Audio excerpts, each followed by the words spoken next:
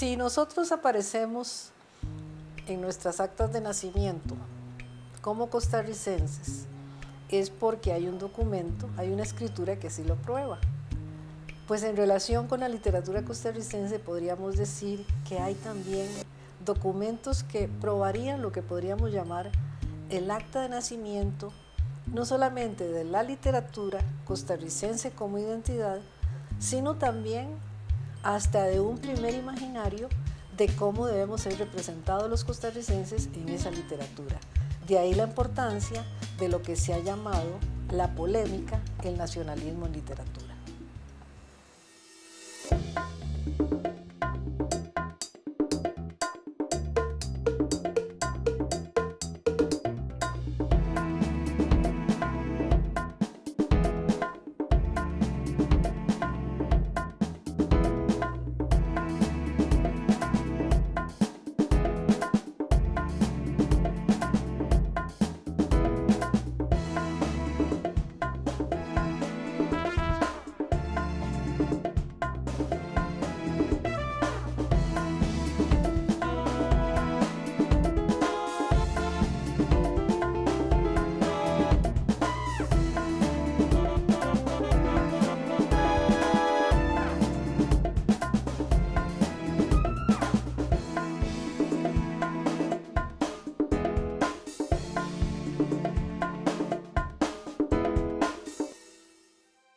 Mi humilde opinión es que nuestro pueblo es sandío, sin gracia alguna, desprovisto de toda poesía y originalidad que puedan dar nacimiento siquiera a una pobre sensación artística. Ricardo Fernández Guardia. En este capítulo de Identidades conversaremos acerca del nacimiento de nuestra literatura, que justamente nace al calor de una polémica sobre el ser nacional y su forma de expresión. Para abordar el tema contamos con la participación de Mijaíl Mondol López, licenciado en Filología Española de la Universidad de Costa Rica, quien junto a Pablo Rojas elabora una investigación que nos lleva a desentrañar una arista más de nuestra identidad. ¿Qué sucedió en Costa Rica cuando en 1894 se publica el primer libro de cuentos, Hojarasca, de Ricardo Fernández Guardia? Y lo leyó Carlos Gallini. Sonia, efectivamente, alrededor de 1894 se produce, como bien señala usted, una discusión en torno a un libro de cuentos titulado Hojarasca de Ricardo Fernández Guardia. Lo que critica básicamente del texto de Ricardo Fernández Guardia es que no utiliza modelos nacionales, no utiliza personajes nacionales, no utiliza espacios nacionales y no utiliza un lenguaje nacional. Entonces es muy interesante porque si lo vemos desde cierta perspectiva podríamos decir que Carlos Gallini sabe de alguna manera qué es entonces lo nacional. Esta lectura que hizo Carlos Gallini en donde no le gustó Hojarasca. Los temas extranjeros, las representaciones extranjeras, claro, apelando más por lo nacional, entendido como nacional del Valle Central, como decís muy bien. Más o menos, ¿cuántas respuestas tuvo esta carta de Gallini para que hablemos como de una polémica? En esta polémica participan otros intelectuales como Benjamín Céspedes, participa también Magón en un momento, Genaro Cardona, y parece que hay Ricardo Fernández Guardia dice que hay un séquito, y así lo nombra, un séquito, una postura de varios intelectuales que precisamente defienden la tesis de Carlos Gallini. Entonces, no es solamente Carlos Gallini, ¿verdad? Es decir, no es solamente el lector Carlos Gallini, sino que hay una lectura consensuada, hay una lectura social, hay un rumor social acerca de lo que debe ser la literatura nacional. En otras palabras, Carlos Gallini parte de un presupuesto, de una implicación que ya estaba de alguna manera formulada. Se comprende sin esfuerzo que de una griega de la antigüedad, dotada de esa hermosura espléndida y severa que ya no existe, se pudiera hacer una Venus de Milo. De una parisiense graciosa y delicada pudo nacer la Diana de Judón. Pero vive Dios, que con una india de Pacaca solo se puede hacer otra india de Pacaca. Ricardo Fernández Guardia.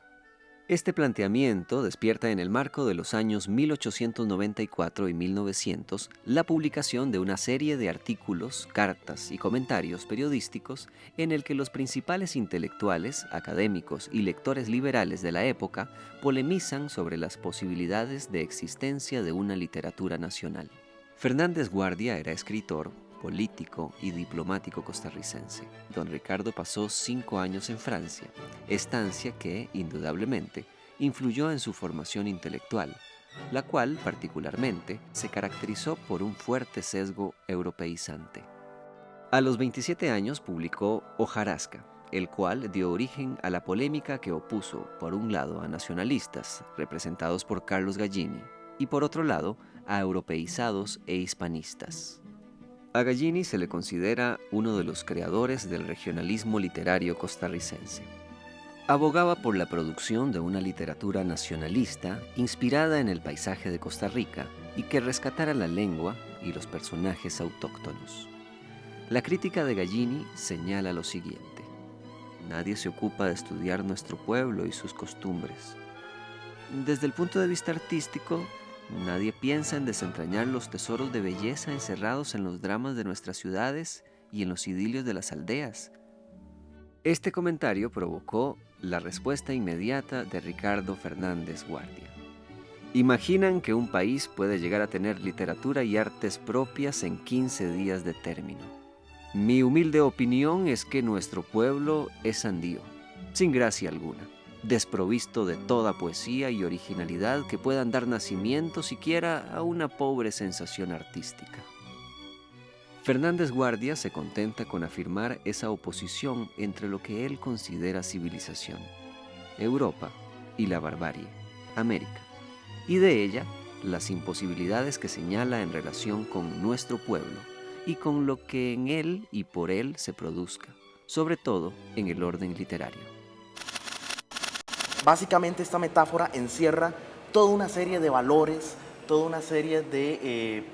la concepción, encierra en sí, sintetiza la concepción de Ricardo Fernández Guardia acerca de la literatura. Esto significa que entonces él, en su reflexión, en su lectura, rechaza los postulados de Gallini sobre escribir sobre las aldeas costarricenses, sobre los costarricenses, rechaza eso, propicia un imaginario de cómo debe ser un lector libre e inclusive libertino en el mejor sentido de la palabra, pero además construye ya literatura dentro de la polémica.